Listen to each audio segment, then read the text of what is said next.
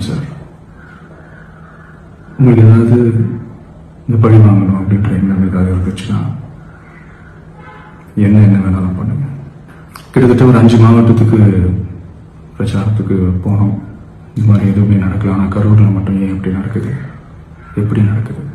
வலிகளை, எங்களுடைய நிலைமையை புரிஞ்சுக்கிட்டு எங்களுக்காக பேசின அரசியல் கட்சிகளை சார்ந்த நண்பர்கள், தலைவர்கள் அனைவருக்கும் என்னுடைய நன்றியை தெரிவிச்சுக்கிறேன்.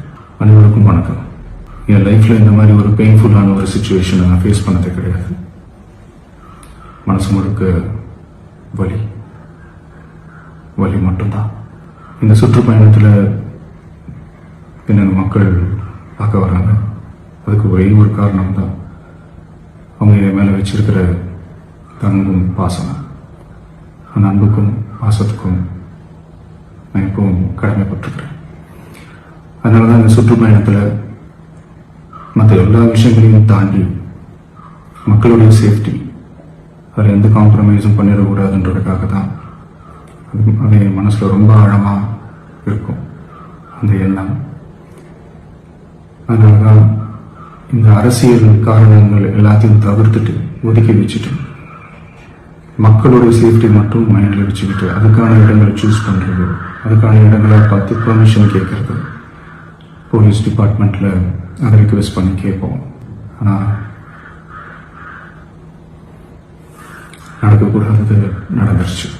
அந்த மனுஷன் தானே. அந்த நேரத்தில் அத்தனை பேர் பாதிக்கப்பட்டு இருக்கும்போது எப்படி அந்த ஊரை விட்டுட்டு என்னால் கிளம்பி வர முடியும்? நான் திரும்ப போகணும்னு இருந்துச்சுன்னா அது ஒரு காரணம் காட்டி அங்கே வேற சில பதட்டமான சுச்சுவேஷன்ஸ், வேற சில அசம்பாவிதங்கள், அந்த மாதிரி எதுவும் நடந்துடக்கூடாதுன்றதுக்காக தான் நாங்கள் அவாய்ட் பண்ணோம். இந்த நேரத்தில் சொந்தங்களை இழந்து தவிக்கிற இத்தனை குடும்பங்களுக்கும் என்னுடைய ஆழ்ந்த இரங்கலை தெரிவிச்சுக்கிறேன். எனக்கு தெரியும் என்ன சொன்னாலும் இது ஈடையாகாதுன்னு எனக்கு தெரியும். ஹாஸ்பிட்டலில் ட்ரீட் பண்ணிட்டு இருக்கிற எல்லாருமே சீக்கிரமாக க்யூர் ஆகி வரணுன்றது இந்த நேரத்தில் நான் வேண்டிக்கிறேன். உங்கள் எல்லாரையும் நான் சந்திக்கிறேன்.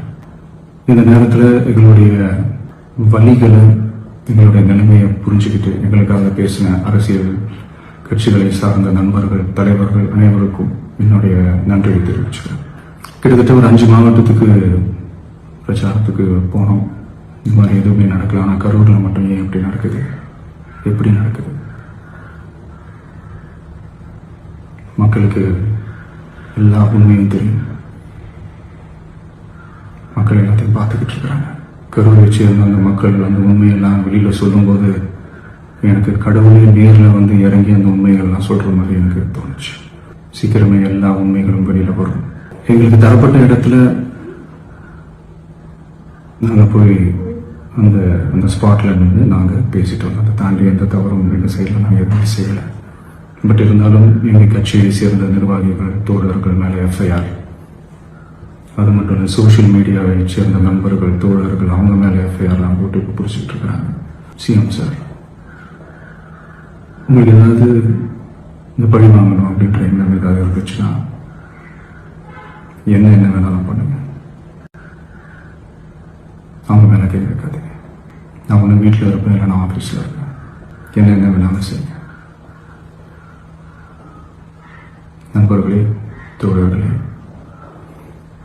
நம்மளோட அரசியல் பயணம் இன்னும் ஸ்ட்ராங்கராக, இன்னும் தைரியத்தோட கண்டினியூ ஆகும்.